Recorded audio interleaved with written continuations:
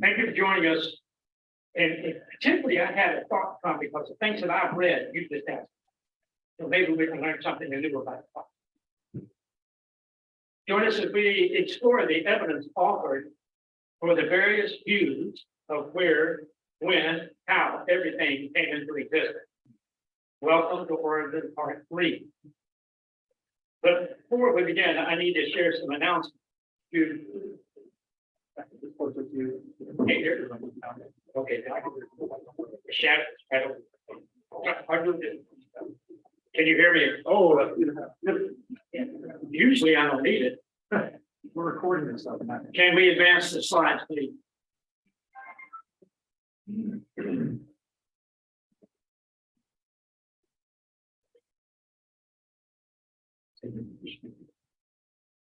Show back there.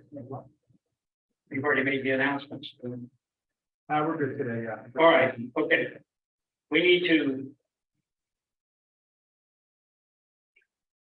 We are missing the video. Back up from that screen to the screen before that with the video. Is that it? Slide 2. And then go to 3 and you've got the video. Same thing happened.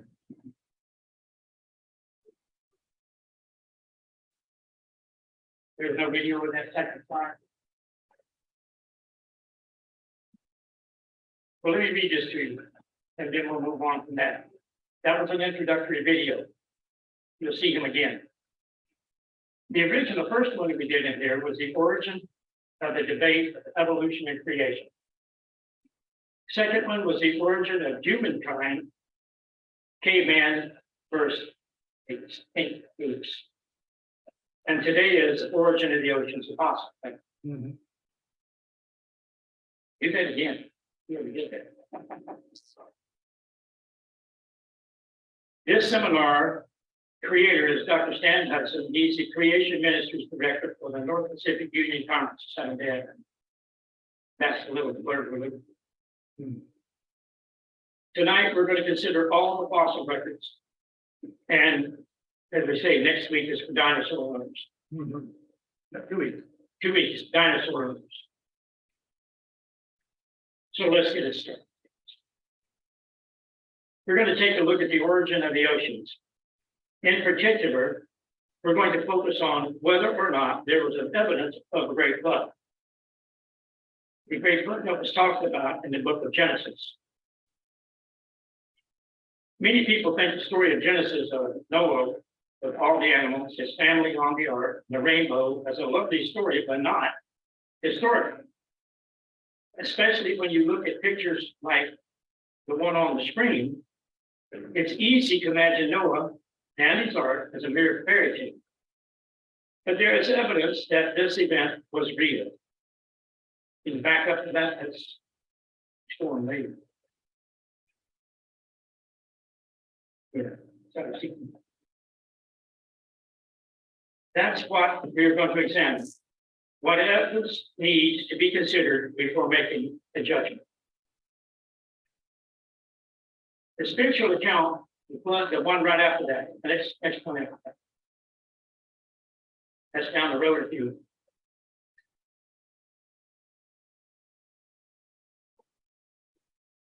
Okay, this is good.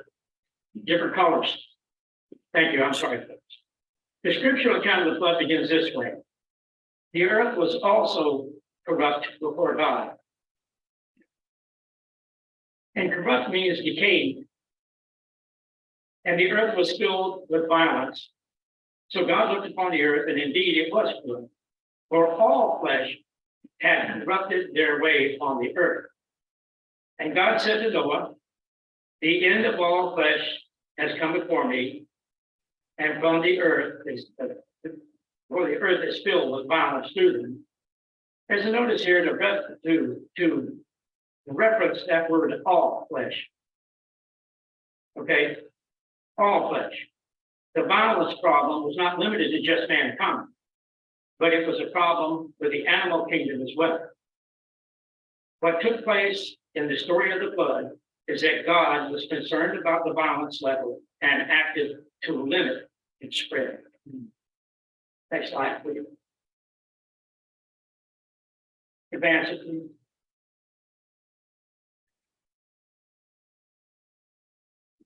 Oh, again.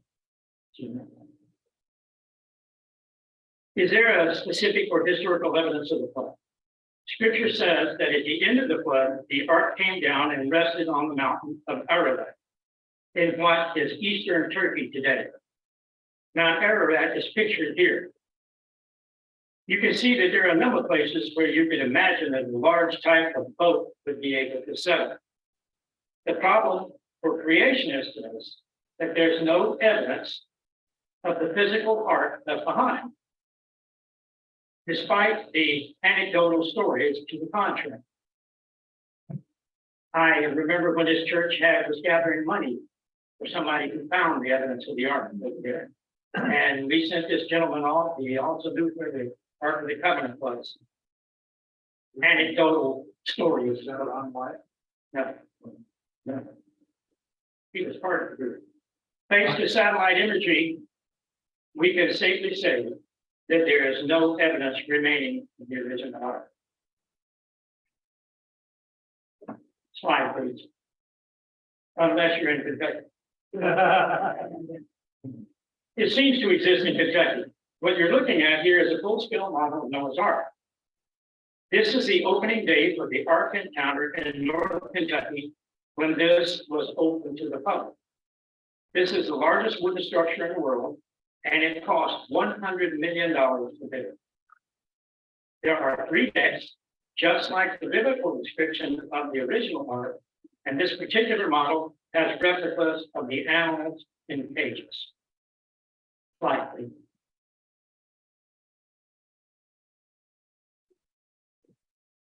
Now we're going to be getting into the different stories of the Ark. This is the Gilgamesh epic. You've heard that, right? Gilgamesh. It's a great story for all the people around the world to tell for it. Let's talk a little bit more about the history behind the story of the Ark and the flood.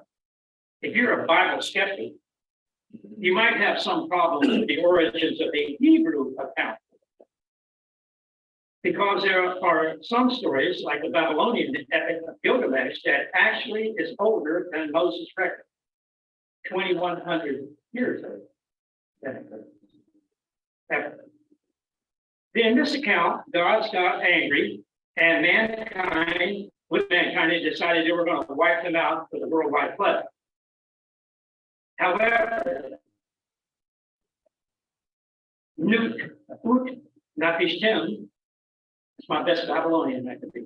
The Babylonian story somehow escapes the Great Flood. From him, the rest of the world is repopulated. Some skeptics might think that the Hebrew account is simply an updated version of the older Babylonian story. And this time, the Hebrews, and this time featuring the Hebrews' understanding of God. There is a science fiction movie out with that very, very thing. It was very popular when this Gilgamesh thing. And the same names that were really in humanity upon different things during the flood. However, now this next series is 5 or 6 advances. Let's go to the next page.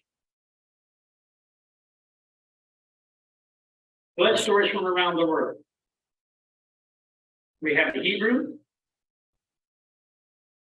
Okay, advance it. Advance it. We're just watching as they come up. However, the Babylonians and the Hebrews are the only ones who had flood stories. This took a lot. Take a look at this slide and consider some of the sources of the flood story. I can read it. In Europe, the Romans, Greeks, the Scandinavians, the Celts, the German tribes all had stories. The Greeks actually had a date for the flood that was pretty close to the biblical date. And over in Africa, let's go to Africa, and all of these that you see in the African stories here are pre-missionary visions. You understand? Before any missionaries went over there, this was part of their history. Nigerians, Congos, Zairians, Tanzanians, and the Pygmies have a memory of the flood in their soul massacres. And now in Asia, we have the Koreans, the Eastern Russians, Mongolians, the Burmans, Sumatrans, the Philippines, all have stories of the Great Flood. The Chinese written characters of some of the ancient words also hint in details of the flood. South Pacific, the Australians, the Aborigines were the ones we're talking about, and the Hawaiians, the Samoans, the Fijians, the Tahitians, they all have flood stories. And in the Americas, some of the ancient tribes like the Toltec, the Mayans, and the Incas, as well as what we think of as more modern tribes like the Navajo, the Yuma, the Choctaw, and the Eskimos have a memory of the flood. All these cultures have a memory of the worldwide flood in which God, the gods, the spirits were angry with men, and somehow a man, a Noah-type figure, escaped and repopulates the world. And all these stories, except for the Hebrew one, God was angry. Only the Hebrew story has a God who provides the way for an escape for Noah and his family. While there is no worldwide memories for the forest fires, or earthquakes, or hurricanes, or any other natural disaster, there is consistently the memory of a worldwide disaster involving water. My family is deeply Cherokee. My mother was off the reservation. My wife was 65% Eastern Nation. So the Cherokee have, along with the Choctaws, those are Georgia Indians, they all have Adam and Eve. They all have the great eagle who come down and touch the waters, and mountains come up from the waters, and then they talk about the flood. All of them in their pre-history before witnesses came about Christ. Next slide, please. There's two in a row here. There's similarities, but with a big difference. Back one. There you go. The similarity is there, but the big difference in all of these is the gracious character of God. The God of the Bible provides as an ark for safety. It continues from Garden of Eden, where forgiveness was quickly given to Adam and Eve, and to this. Next one. The earth was without form and void. And Pastor just highlighted on that. We always thought it was a big empty spot where we had a plan. Just already put out, sun sat there and everything. It was great. According to Genesis 1, and darkness was upon the face of the deep. We got a point. And the Spirit of God was hovering over the face of the waters. Now, that's a lot of water on this planet, right? If the world was as smooth as a marble, with no mountains, we would have at least 5,000 feet deep oceans over the entire surface of the planet. That's a lot of water. I've been in that water. That's a whole lot. Next slide.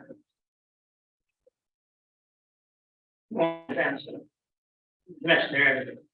On that day, according to Scripture, all fountains of the great deep were opened up. These fountains could be also volcanic and shape the surface of the ground, the crust of the earth. You can see evidence all around, and this was the standard understanding of the earth's history for centuries in the West. When they looked at the mountains and the valleys, they imagined that much of what they were looking at was the result of the last flood. Next slide. And that's the two. You want to get to this. All right. That way of thinking changed in universities like Cambridge and Oxford with the rise of the secular humanism and the decline of Christianity. There was a movement that started by the Protestantism in the Middle Ages, 1300s to 1500s. Some Christians were tired of the authority of the Pope, and they resisted that authority.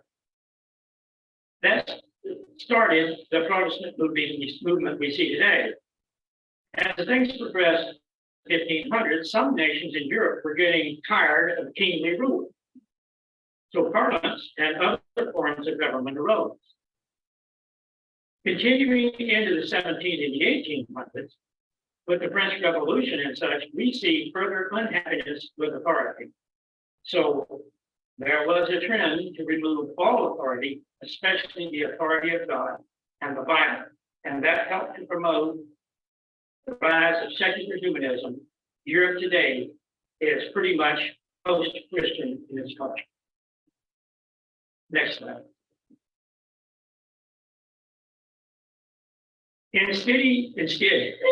Instead of using biblical flood story, they now interpreted what they saw as the crust of the earth as uniformitarianism. This theory was proposed by James Hutton, the father of modern geology. He proposed that the Earth's surface has been altered only by currently observable processes, and definitely not of some major catastrophe like a flood. Present natural processes are the key to understanding the past. Slow seasonal processes replace catastrophes from the interpreting geology. That the thought is only its currently observable processes that have been in motion since ancient times. Next slide. An example of the Colorado River to Grand Canyon. How many of you have been in the Grand Canyon? How many of you have gone over the Grand Canyon? It's more fun to fly over than it is to swim in. Oh, no, I just told us went down low and he's rolling the plane up a little bit. Beautiful. Here's an example of the Colorado River and Canyon. The sad thing about the Colorado, it's getting used before it ever makes that to the ocean. When you look at the huge canyon and you see the Colorado River causing farming paths in the bottom of it, what you can do is measure how much dirt, how much mud, how much rock comes out of the mouth of that river in 1 year. You can measure how much is missing from the canyon itself annually. We do the math and can figure out how long that river has been in the channel, and that process is called uniformitarianism. And next slide. This has become the standard understanding of Earth's history for a couple of centuries now. In other words, currently observable processes, that's ever mean and all that, at the same rates determine how we should interpret the future of the Earth. Next.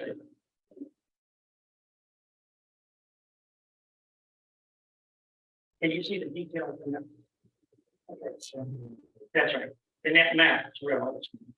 The fellow, then a fellow by the name of Harlan Betts came along, the University of Michigan geologist. Up in the north central part of Oregon, there is a place called the Dry Hall.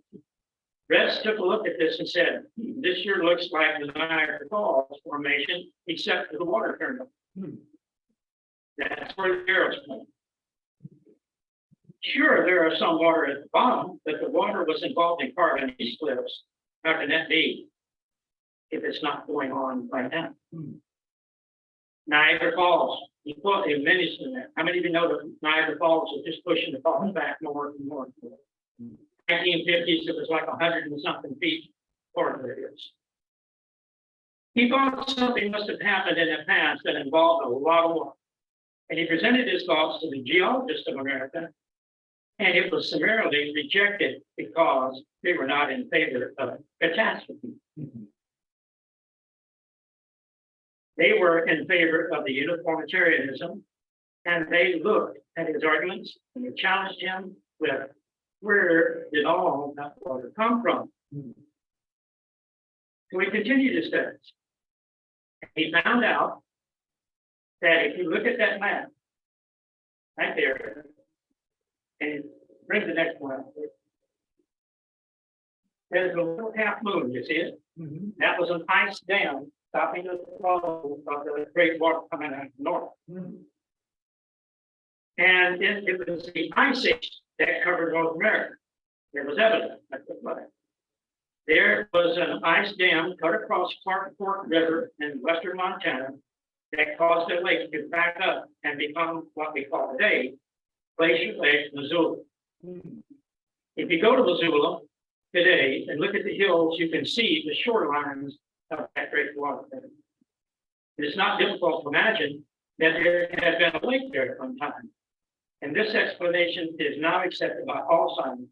And it appears the ice dam somehow gave away, and that water that was as much as one of the Great Lakes in the United States today came through that ice dam, walked through central Washington.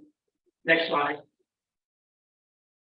You see the path of water, and you see there's some still there. And he came through central Washington, he came out to Columbia River Gorge. A lot of people here have seen the Columbia River, have they not? We sailed a submarine up and down many times. Columbia River Gorge is a massively wide gorge, and the river sets down like this. And that river is 900 to 1,000 feet deep average in that area. Some places that river is 2,000 to 3,000 feet deep in the river alone. I know we sailed it underwater. So this is all part of what you see in Canada and everything else now of all the great rivers. The incredible force of that water coming over those dry falls would have carved the formation that Brett saw.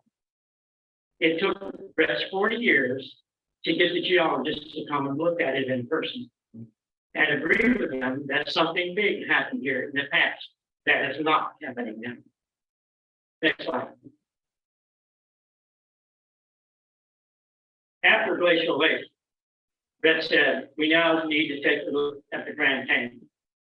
He believes there is evidence of catastrophe there also, not just slow erosion. Next slide. Where were you on May 18th, 1980? I was laying in my bed asleep when that thing went off, and I was in Oregon, and it threw me out of my bed, shook the buildings, and I was freezing myself. Now there's the bowls that you can see on the right side of that mountain. It's like this. Every day we looked at the news because it's already started on gas. We all sit on TVs watching that thing grow. Next slide, please. One afternoon, you see the explosion here on the bottom left. One afternoon on the TV on that mountain, the guy was saying, it's starting, he disappeared. And the evidence was nearly a 10 megaton bomb. 10 megatons. Now you can see where it started sliding down on the top one. When it slid down, it was definitely devastation to this region. 56 people were killed. We were 67 reported. But there was a lot of people who decided that since there were people missing up there, they could make other people missing. They was in Washington. Only 7 were considered to be in an unsafe area, and they had permission to be there. They were forced. The vast majority were in areas that were considered to be safe because they did not expect the size of this eruption. Like I said, within hours, it was in Yakima, Washington, in the hours. I walked outside, and my truck had gray on it, and the sky was gray, even down in Central Oregon. It was nasty. It shook. I know what a 10 megaton blast is going to feel, because it shook everything. It went into the stratosphere, up to the edge of the atmosphere. And a volcano is basically a bump on the ground. And this one kept growing and growing, and we all every day, you got what's the volcano, and we'd sit around and watch it for a little bit. They had lasers pointed on it, and it was watching, and then it balled like somebody was blowing up the balloon up there. It was crazy. We'd all been up there. Beautiful warehouse corporation lost millions upon millions of board feet of wood, because when it blasted out, it took all those trees and mowed them like grass. They're laid like the pictures. They're laid like there's sticks that some kids are like. The bulldozers laid up on top of each other. Blew some bulldozers 7 or 8 miles away from where they were at. So it varied. It was in the 20 feet of volcanic ash right on the side of that mountain. The amazing thing was the fact that they had dogs out there walking across the top of that stuff and still warm, and they were being able to find bodies under 20 feet of ash. And if you remember, we all said, oh, God, this place is going to be a disaster forever. It wasn't but about a month, and the trees started sticking up through the ash. Exact fertilizer they needed. What happened next? What happened here was that I released the cork on the bottle. The pictures reflect what happened. We learned a lot about catastrophes by studying the effects of that volcano. Next, please. This is what's left of the most beautiful river that flowed right out from under that volcano. This is the North Fork of the Toutle River, and it became what they call the Little Grand Canyon from a single major event. This is called the Little Grand Canyon. It is the North Fork of the Toutle on the north side of Mount St. Helens. I was on the south side of the mountain. The flat layers of rock were formed, one on top of the other. You can see them. That was as the stuff fell back down on top. It was laid down during the eruption. Water also came from the melted ice and the snow, and it was rivers as big as Niagara Falls coming out there from just the snow melted off those mountains. These layers have since become hard, and in a relatively short time, causing scientists to reconsider the whole canyon of it. They have, if you ever get a chance, they have a Mount St. Helens National Park that you could go out in the stands and look down through the area as it looks now and see the pictures of it. There was one old man who had his thing on this Toutle River, his camp, and he kept telling me he had to leave. The government wanted to leave it out of there because you're not in the middle of a blast zone. He said, I don't care, I'm gonna stay right here. Well, within a flash, his river and probably 8 million to 800 million tons of dirt where he was at was now gone. Just totally gone. And it still is. Next time. Go ahead. If you look at the Grand Canyon, there's quite a bit of similarity here. The flat layers in the canyon, on the sides of the canyon, you can see them. What you need to understand is that the traditional view of this represents millions of years, hundreds of millions of years.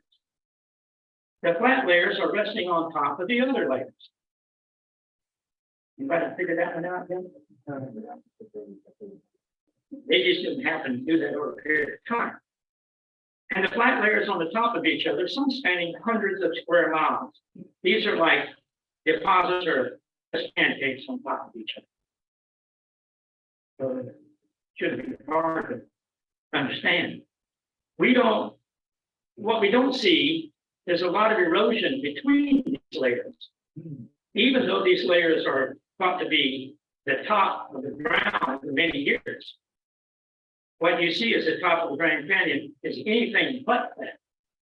But underneath layers, we see flatness.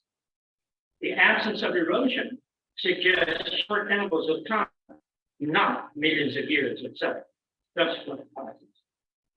Next slide. That's a beautiful picture. Here's another example in the region of the country.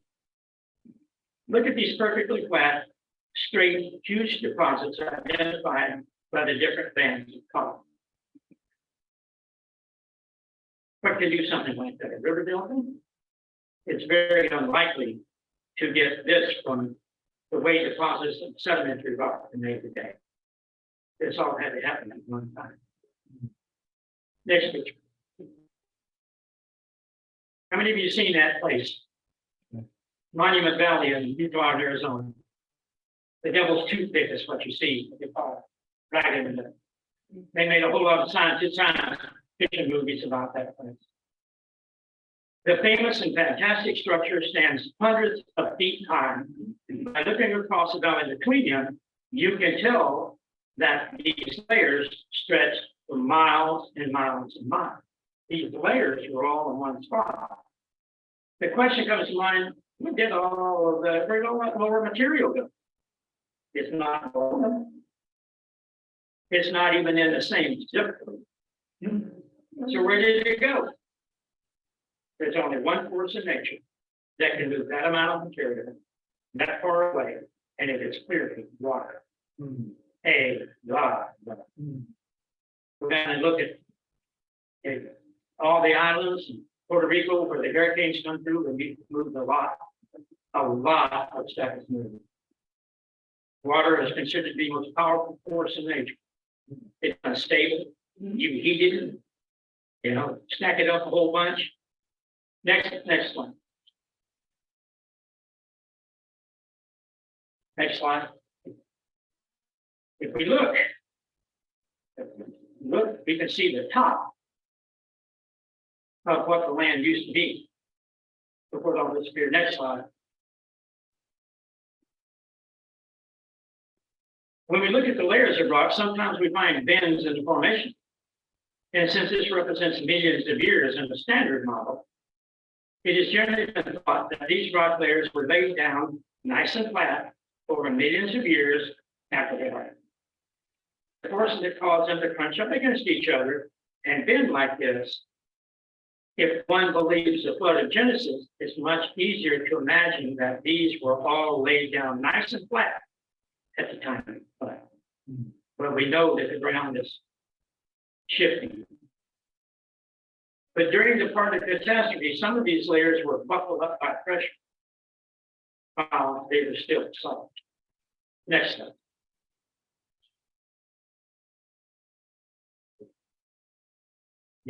Next one. Is it much water over a little time or a little water over a lot of time? Look at the two different comparisons. A lot of water. Each one of those gallons of water weighs 8.34 pounds. 1 square foot, 1 cubic foot, weighs just about 50 pounds. Now, if you stack up all the cubic feet of water in that right there, and let's extend 100 feet, you've got 4,200 pounds of pressure on 100 feet of one more column of water like that. So we'll add all of that up and get billions upon billions of gallons of water at 8.34 pounds, moving at about 200 miles an hour in a flood. Now you can understand. It certainly did not happen as it says in this. It comes down to two choices. Much water over a little time, much water over a little time, or little water over much time. Next slide. I hate business. Uniformitarianism and catastrophism. Got to put those references in there. It has to do with whether or not our worldview or our application of the scientific method allows for the catastrophe to explain things, or whether or not we stick strictly to the uniformitarian views. Next slide. This is an interesting thing. There's 3 types of rocks, basic. And the sedimentary rock, which you see on the top of it, and it says it's formed by water. Back up on it. There you go. These are the basic types of rocks. Sedimentary is made like limestone, sandstone, shale, and coal. You have to know we live in one of the biggest sedimentary places in the world. The second is igneous rock. And if you remember your science class, remember the word igneous means to have been ignited. It had been hot at one time. This rock was not made from tiny little pieces of removed rock. Instead, it was from flowing liquid that cooled and hardened in the rock. The basalt is lava that is hardened in the rock. It's funny that all volcanoes produce it. And the ones in Hawaii don't turn into rock. They just burn up in dirt and all their lava. It's lava flows and they cool. And you have caves and caverns you can drive through. All these rocks, the sedimentary rock is far away the most common. Of course, we have the metamorphic rock. There's a third kind, like marble and slate. These rocks that are used to be either sedimentary or igneous or pressure put into something new. So all of these rocks, sedimentary rock is far and away the most common. When you look at Grand Canyon, you were looking at what is most entirely limestone and sandstone. These deposits are usually moved as tiny particles from broken larger piece into some new location and cemented together with water. This is the evolutionist. Next. This evolutionist, the evolutionist Bible. What is the Bible for the evolutionist? Holy Scriptures. Next, please. How many remember your geologic column from college or something like that? Isn't that interesting? The Bible for evolutionists is a geologic column because it is thought to contain inherent history of the world. And we start out down here in the Precambrian, we go on, you have the Paleozoic, the Mesozoic, and the Cenozoic eras that represent the early, middle, and recent life. And the eras are further divided into periods characterized by different kinds of animals and plants. We can see to the far left that millions of years is the standard time. You have Precambrian, Cambrian, all the way up to what is now the Cenozoic period. And the creatures like the trilobites, they always say they came from so deep, and there's none left. The trouble with trilobites being used to age this earth is, in terms of evolution, they are extremely complex. Evolution doesn't make too complex of anything by the time you get it. These are fully developed as animals. There is nothing simple about them. They've had fully developed eyes, and vision is considered to be one of the most difficult things to explain by evolution. It is hard to find a more complex organ in the body than the eye. They that could evolve at all, let alone as much as they appeared at the very beginning of the record, is a tough question. They appear in the geologic record immediately with many other complex animals. Next, please. This is where we're talking about what we were talking about just a moment.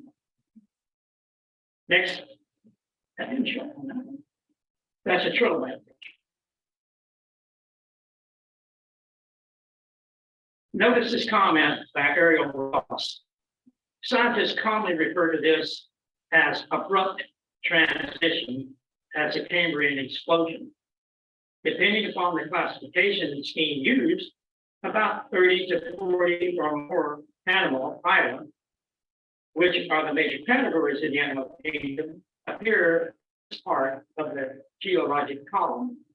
Next.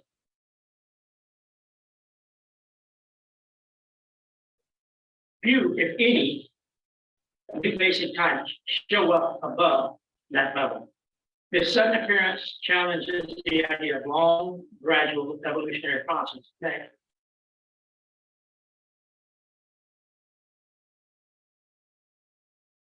Sudden explosions are one thing in the fossil record, but there's another problem equally hard to explain. Stephen Jay Gould, the famous Harvard biologist and evolutionist, has written, the extreme rarity of transitional forms in the fossil record persists as a trade secret of paleontology. The evolutionary tree that adorn our textbooks have data only at the tips of the nodes of their branches. The rest is inference, not the evidence of the fact. The extreme rarity of transitional forms, what is a trade secret, is just about something that's talked about privately among peers. This is something you don't go public with in their limitation of their knowledge. An evolutionary tree that adorns our textbooks has data only at the tips of the node and the branches. Next slide.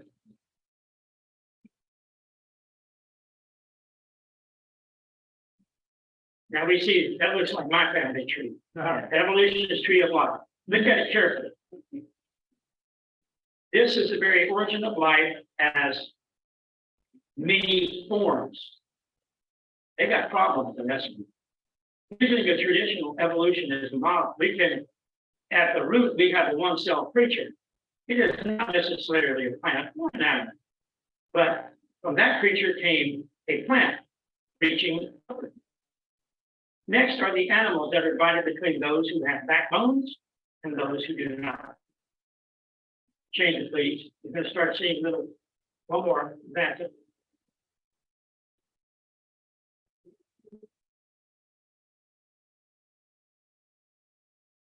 With the surface around the animals and backbones. Can we advance that? There we go. These are the ones that have backbones. On the right side of the diagram, according to Dr. Gould, we have plenty of evidence right at the tips of the branches for monkeys. Right? We have them for lemurs, horses, for birds, and for frogs, and dinosaurs, and fish, and yes, even the sudden appearance of man, the tip of the fossil record. What we don't have are fossils along the major branches. No fossils there from where they came from. We don't have anything on the way of becoming dinosaurs or frogs or horses or people. This is the trade secret of paleontology. Even though this model is in the tree of life, it's always this fact. The fossil record does not support the picture. Large branches are nothing more than leaps from the imagination assumption of the scientists. Next. Darwin knew all of this in his own day. He knew about the problem with the fossil record, but he predicted that more fossils would be found that would fill in those gaps. We are now 120 years after Darwin, and the knowledge of the fossil record has been greatly expanded. We now have 250,000 fossil species, but the situation hasn't changed much. We have no fewer examples of the evolutionary transition that we had in Darwin's time. Nothing has evolved into a new species. We now have 250,000 fossil species. We have ever fewer examples of evolutionary transition than we did in Darwin's time. People get adaptation mixed up with evolution. Next one, please. What we do have, we do when we have billions of fossils. What does that mean? We have things like the famous picture of the horse evolution that is now in question. Why do we have billions of fossils? And where do the fossils come from? And how do you make them? Next one. Notice these fish fossils. Take a look at this one in particular. It's beautifully preserved. Look at the details of the scaling. How in the world do you preserve this beautiful of a now dead animal unless the conditions they must be perfect? Next. Evolutionists like okay, here we go. Yeah, I know, Velikovsky. Yes, Emmanuel Velikovsky wrote about the problems of fossils, and in particular of fish fossils. The explanation of the origin of the fossils by the theory of uniformity and evolution contradicts the fundamental principle of these theories. Nothing took place in the past that does not take place in the present. Today, fossils are born. The idea that everything must come about uniformity, uniformitarianism, but Velikovsky asks, how can it be? Because we're not making any fossils today. And we have billions of them. Next, please. The Ice Age. How did it happen? Although the theories abound, no one really knows. Let's go through it. Back up to the snow, please. Back up one time. There it is. The Ice Age. One question that stumped the world's past is the Ice Age. How did it happen? Was 10 or 20 or 15,000 years ago, and did it last for how many years? Actually, it's very difficult to explain the Ice Age as a standard model. Notice the comment of David All. Although theories abound, no one really knows what causes ice ages. There are many questions. A good idea of any idea of what causes the ice age, although they agree on some things that happen. For instance, you need cold summers and lots of precipitation like snow. Against cold summers, the things do not melt. Here's a scenario. If there is evidence that the volcanoes were involved during this flood, right? You see the volcano going on. Much volcano action would have to take place along the edges of the oceans and for the continent. Heating the water causes increased evaporation. Next slide, next evaporation. You can see that we're getting rain and evaporation and lightning on the other side. Ash from the volcanoes traveled over the land, blocking off the sun, and I'm witness to that, blocking off the sun, and thus cooling the land mass. As an extra moisture from the evaporation came out over cold land as precipitation, it became snow. In some cases, an interesting artifacts were left behind, like frozen mammoths we've heard about. This is actually about the only sensible explanation of the Ice Age. It would not have lasted 1,000 years, perhaps a couple of centuries. Many of kids have seen that movie, The Ice Age. And in that movie, The Ice Age, they have a volcano going on in the background. The same process of common sense. Next one, please. To summarize, the macroevolution is true. If macroevolution is true, what sort of evidence would we expect to find? We don't have any fossils series showing transition to a new species. We don't find that similar life in a deeper strata. We don't find fewer species in a deeper strata. We find more. We don't find macroevolution going on today. And we don't find any of these things, simpler life in deeper strata or fewer species in deeper strata. Everything is just as complex as that true. If creation is true, what sort of evidence would we expect to find? Next slide. We would expect to find the lack of transitions to a new species. We would find stasis as a rule of the fossil. Everybody knows that stasis means not moving, right? Fossil. That is not changing. What that means is that even when we track an animal, let's say supposedly millions of years, that animal is almost the same as it did in the beginning. In other words, we're going to find an animal that has an ancient version and a modern version, higher up in the system chain of the fossil. Forms generally stay the same. Complex life forms at all layers, more varieties in the deeper strata. Actually, we are losing species almost every day on this planet and not gaining new ones. Next. The big problem with creationists is the fossil flora.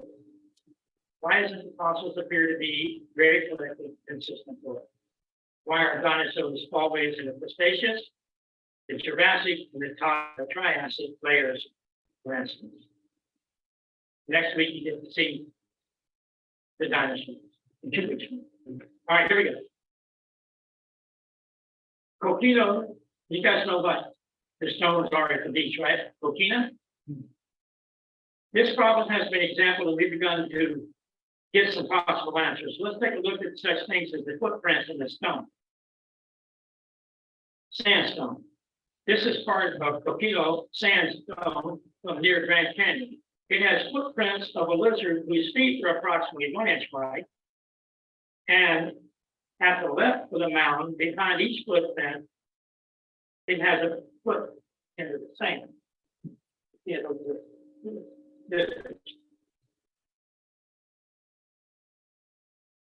At the left of the map, footprints page 10. Now, these footprints were traditionally thought to be of a desert spot where there was no water involved, partly because the lizard has no webbing between the toes.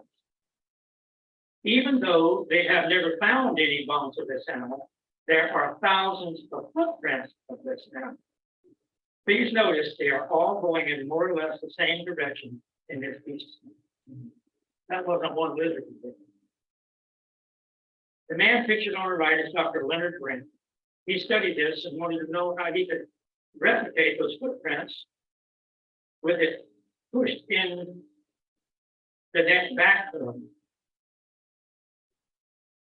So he set up a laboratory experiment where he had a tank of sand with water in it, and he got a salamander and put it into the sand and tried to get it to walk in the footprints. Dry shape did not give this shape a footprint. Wet sand did not give this shape. Soggy sand did not give this shape. It wasn't until we put water in this and had the animal to splash as it walked that got the correct footprint shape. So when this little guy went running across here, he was in water. Why is this important? Well, it proves that the original lizards were trying to get away from rising water. Because these were not reptilian, as you'd say, friends of the water. They didn't have any webbing. These might be tree lizards or anything else. Why is it important? It appears that whatever happened in the past causing the fossil record, there was a time that animals were trying to move. This might account for some of the collection and some reasons where certain animals were all gathered and fought together. The flood was not a giant washing machine where everything mixed together in a homogeneous unit. Instead, the water seemed to have risen slowly as it covered the river. We have video today on that.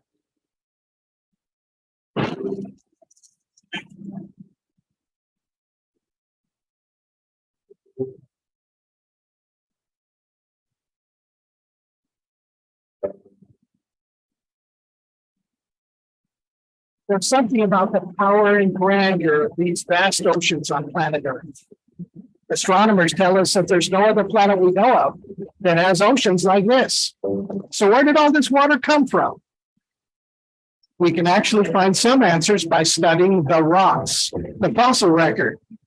And in the fossil record, we find out that Darwin's theory is not particularly supported with those little tiny changes that he predicted over time. Instead, we either find animals that are very similar to animals today, like the shrimp they find in Germany, or animals that are extinct. We don't have them at all anymore.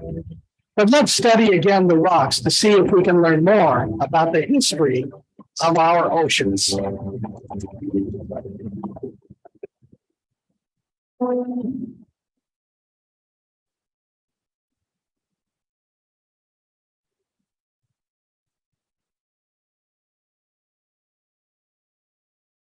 Everybody struggles to explain what is going on with the fossil record.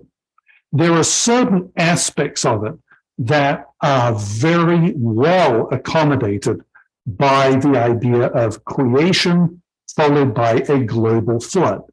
So, for example, you see these massive deposits of sedimentary rocks across the continents that look like they were put down by water. And obviously, we don't see water all over the continents nowadays. So you could say, well, that's great evidence for the flood.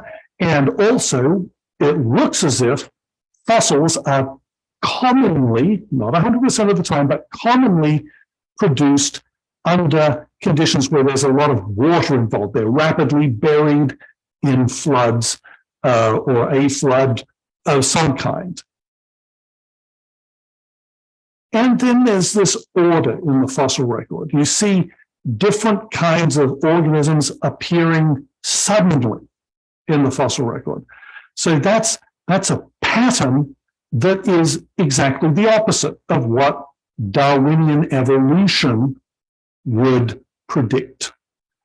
Remember, with Darwinism, we need slow, gradual changes over immense periods of time. That pattern is not reflected in the way the fossils are arranged in the fossil record. But there are some patterns that kind of can be consistent, maybe, with the idea of evolution. So, for example, if you believe that there were invertebrate organisms that somehow ever evolved, and then vertebrate organisms, and they got more complex and swam around in the ocean, and then they got out on the dry land, and then on the land they developed some more, and now we have these modern organisms. Actually, you can see a pattern that is kind of like that in the fossil record. So some things look like the flood, other things, wow, they're kind of more, at least more accommodatable by the idea of Darwinian evolution. So how do we deal with that? What we have to do is we have to decide which of the patterns that are there are going to be the ones that decide the direction we're going in. To me, we have a very consistent pattern of massive amounts of water, sudden appearance of fossils, and outside of those physical data that we can observe, we have the Bible that gives a record of these things. And we have a zillion other flood stories that sort of suggest, hey, you know what? Maybe this is a historical reality. Nobody can explain all of the details at this point. It was a historical event. None of us were actually there. We can't observe it. Something went on. I personally choose to believe, by faith in God's word, but also consistent with what I consider to be the definitive data, to believe that there was a global flood. At the same time, I acknowledge there's still a lot to find out there. So we don't know everything. There are still mysteries, which is great. That's what science is really all about, exploring mysteries, coming up with explanations that make sense, sometimes finding out that they really don't make sense, doing more research, and continuing that process. It's a thrilling voyage of discovery. When we look around in our world today, we can see things that are very sad and difficult to look at. These broken mountains and this disharmony and the fighting of animals. And we say, wait a minute, where did that come from? And we look at the geologic column. And people say, look, you Christians who believe in a recent creation can't believe that. Look at that geologic column. That proves deep time. But the Bible has the story of the flood. And it is that story of the flood which little by little created basic portions of that geologic column. And so the geologic column is not a record, a rock record of how God created over millions of years. It is a rock record of how, with a broken heart, God had to judge because of sinful human beings. So it's a record of judgment, not a record of creation. And so we can show them that God is worthy of worship because he didn't create over millions of years of death, suffering, and so on. And that's the importance of the flood for us today, spiritually. The flood is a very interesting, it has major ramifications actually of how we do science as believers, and as far as the geologic column and things like that. But it also, theologically, it's a very troubling event, probably one of the more troubling events of all Scripture. What happened that caused God to do this? You know, whether you believe God was the one who threw the rocks, quote, and broke up the windows of heaven, or whether God let go of the winds and strife naturally happens because there's a greater controversy going on, a greater issue. Because the issue here is human morality and what humans were doing to the earth that they were given dominion over. And what happened to humanity is, of course, the garden tells us they were deceived, they had fallen, and things got worse until it became so bad, it broke God's heart.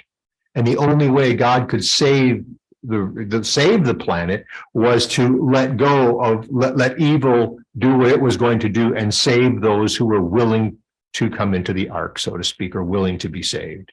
And so it's a definitely one of the, probably the saddest chapters in the Old Testament as far as just total, if you want to see a Holocaust, that was the Holocaust in a sense, or the destructive force, the war on planet Earth, so to speak.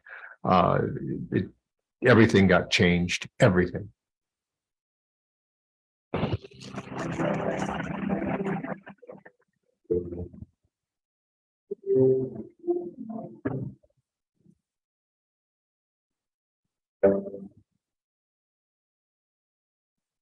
So if the rocks, the fossil record tells us that at some time in the Earth's past, a worldwide flood destroyed all life on the planet.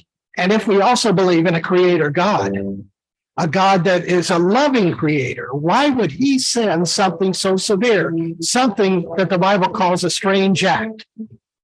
And yet the Bible also says he wanted to save, not destroy. That led to the building of an ark.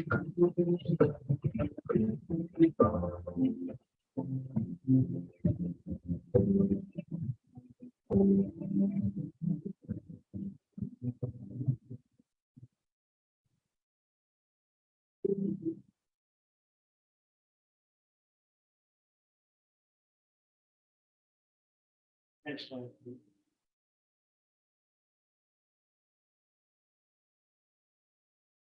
Now let us examine the Genesis account and the biblical story called Noah's Ark. That's how big was the ark. As we see in this, that's too far ahead. Back it up. We see that it had 3 decks and 1.5 million cubic feet capacity. That's the capacity in a large walnut. Converting to the ancient Hebrew standard of cubit. Everybody knows what a cubit is? Think from your elbow to your big fingers is 18 inches. It's not metal arc lemon or something, guys. This boat was at least 450 feet long, 75 feet wide, and the height of 45 feet. These are similar dimensions to the great oil tankers that are designed not to capsize in the water. The ship is called the beam. The length of the beam have to have a good mathematical ratio, or the ship is going to tip, roll, and everything else. This one was perfect. The average Navy submarine right now, ballistic missile submarines, are 600 feet long, 75 feet wide, and are about 45 feet high. From the bottom to the top. There are ships out there, the aircraft carriers that the Navy has is 1,200 to 1,300 feet long, that are 200, almost 200 feet wide, the angle deck, and stand about 15 stories from the bottom to the top. Gigantic ships. So he did a lot of work. And this thing had 3 decks, 1.5 million cubic feet total capacity. And the next one, they have 522 box planes. Next slide. Pairs of all creatures that have breath of life in them came to Noah and entered the ark. Take a look at the variety. Now these pictures, take a look at the variety of the wonderful animals that we've had on this earth over the years. The varieties are, according to the Bible, 2 by 2 came into the ark. Next. It's an interesting, this diorama that they have here. 8,000 animals, genera, or families, kinds, could be kept in this ark. 8,000. Wonder what it was like when they all got seasick. There are 16,000 animals plus provisions. And still they had half the ark left over. What would it be at the species level? No, because we have hundreds of thousands of species. So think about it. hundreds of thousands of species is not on the species level, because we'd have to have 100,000 or the 16,000, we'd have to have 100,000 representatives. We could not possibly get every species on the earth, but could we get something that represented enough genetic material to produce the variety of what we see today? That's something Mr. Carmen mentioned. Genetic material on the ark, that gives us some great thought. Biblical accounts, Baramens or kinds got together with their kind in the ark 2 by 2. And these were not babies. They had to be breeding size of animals, because when they come up with that ark, they weren't going to take 20 or 30 years. They had to be at the point of where they could start replenishing their. That's the reason they show you these full-grown elephants in it. I would hate to have the job of ballasting that ship. That it's biblical to have so many 8,000 pairs and still have it left. Why was there still some room in the ark? Perhaps it was for more people. Next one. What happened to the evidence of pre-flood man? We don't find lots of human fossils in the fossil record. Well as already indicated, flood waters rose slowly. And if that gives animals time to try to get to higher ground, you know that people would have liked it. I hope it comes out in our next thing about the tale of Jonah, for what Sister White said about this very series of what happened with these large animals, that the people strapped their kids on the back of them because they knew they were tenacious animals, and they started climbing higher and higher until they were overcome, about 15 feet of the top.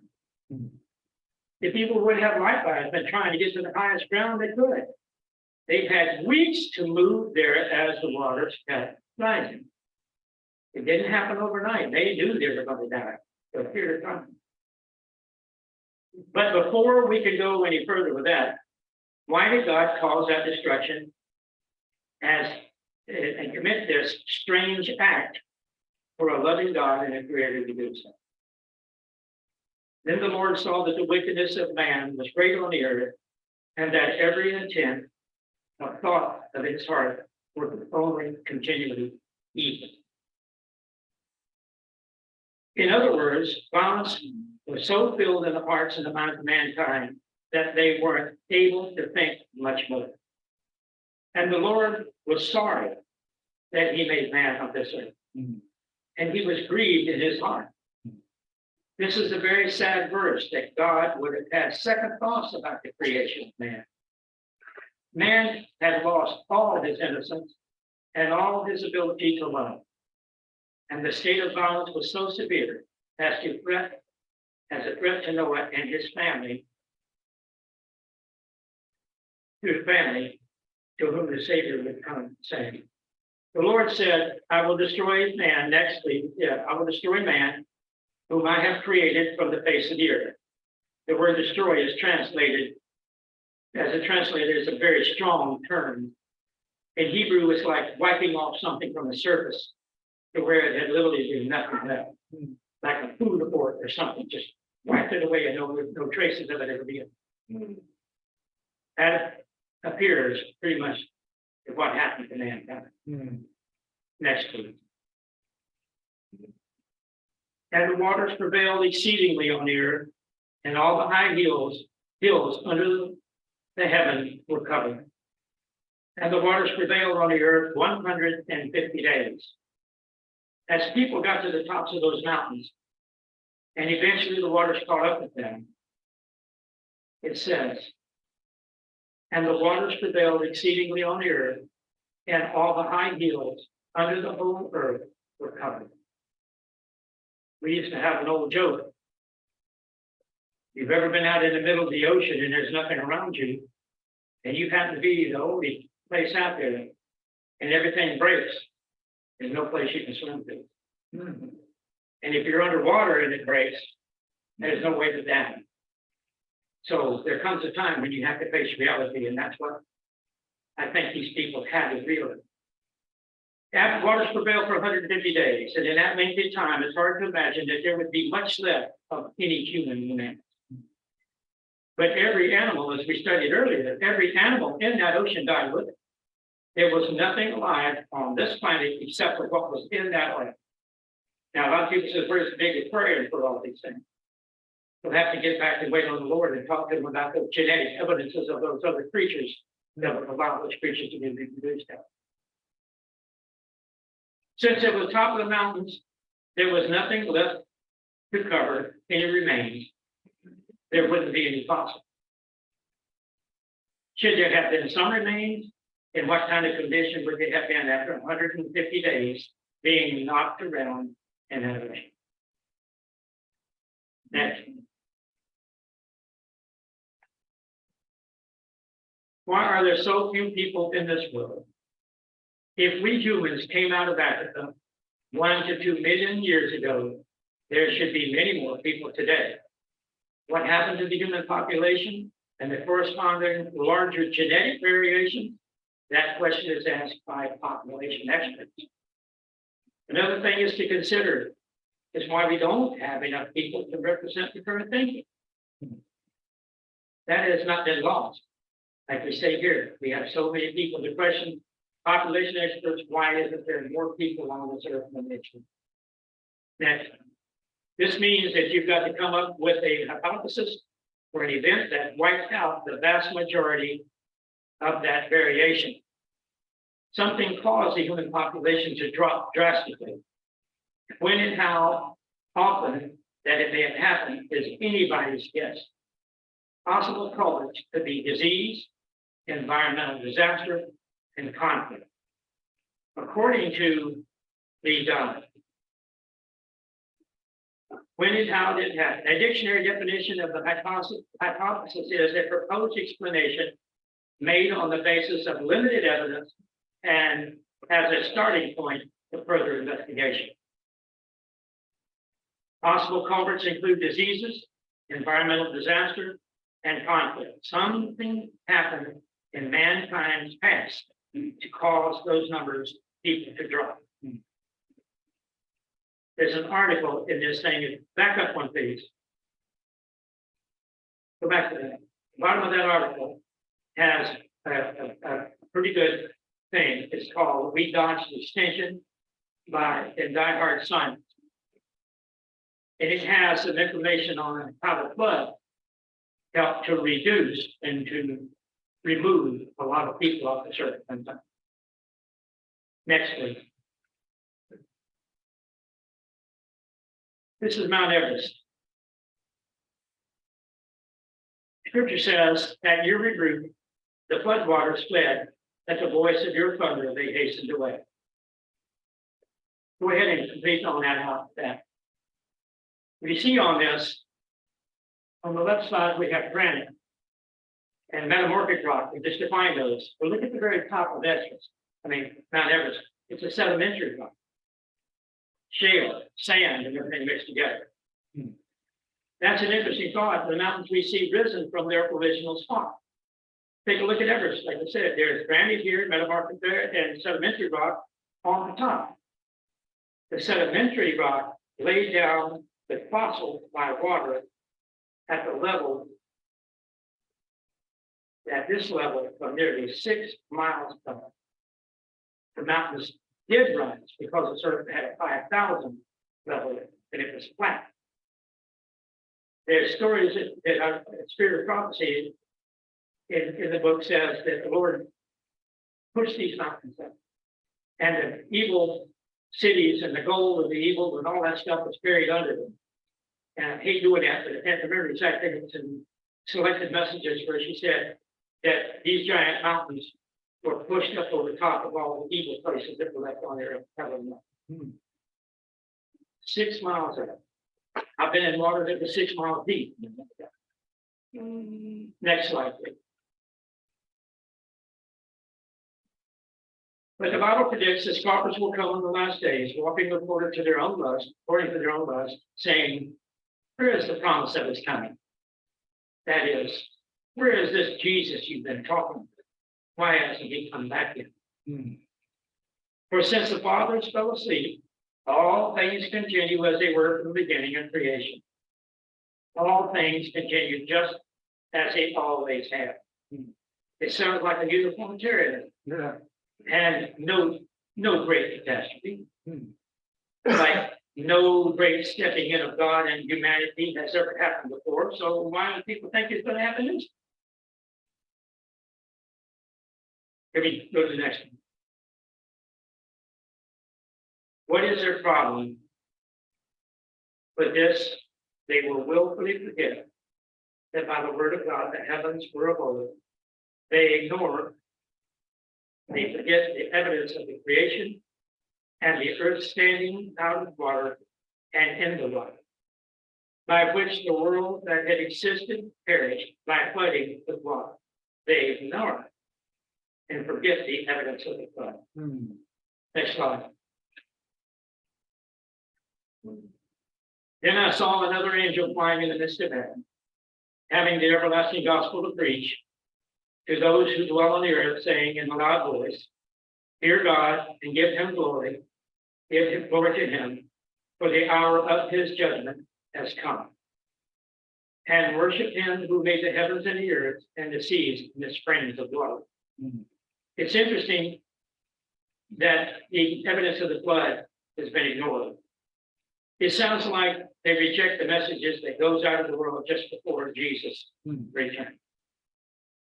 Call the harvest of the world, talked about in Revelation 14, which reads, then I, John, saw another angel flying in the midst of heaven, having the everlasting gospel to preach to those who dwell on the earth, saying in a loud voice, fear God and give him glory, for the hour of his judgment has come. Respect to God because he is the judge, and worship him who made the heavens and the earth and the sea. The phrases that are reminiscent of remember the Sabbath day commandment and the springs of water.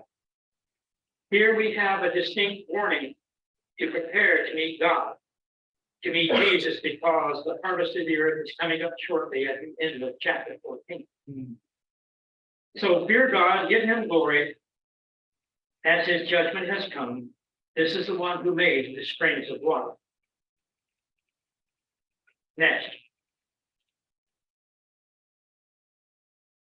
The old Hebrew Testament was translated into Greek 200 years before Christ. And when they translated 741, Genesis, the fountains of the great deep were broken up. They used the word for fountains. That was fairly rare. And the same word they used for Revelation 14 with springs. Because it's a rare word, anybody in the Apostle John's day who read Revelation 14 would immediately, by that word, understand its references was to the Genesis flood. For God, fear God and give him glory, for the hour of his judgment is come. And worship him who created everything and who destroyed everything in an act of judgment. It sounds like the scoffers who live in the last days will be scoffing at Revelation 14 message. Laughing at the idea that creation and the flood were just historical. That's sad. Whereas this day before the flood, whereas in the day before the flood, they were eating and drinking and marrying and giving in marriage until the day that Noah entered the ark, and did not know until the flood came and took them all away. So also will the coming of the Son of Man be. Jesus believed that the flood was historical. Notice what he says in Matthew 24, for in the days as it was before the flood, they were eating and drinking. And until the day that Noah entered the ark, they did not know until the flood came and took them away. So shall the coming of the Son of Man be. Someday in the near future, you'll be living life as usual. There will be terrorist attacks in the Middle East. There will be a confusion in Washington that day of time. There will be a sensational divorces in Hollywood. All of these usual kind of things will be going on, and then Jesus will come. Though it's not his wish, he will catch most of the world under there. The question is, that we need to answer and to consider today is, am I ready? And that's it.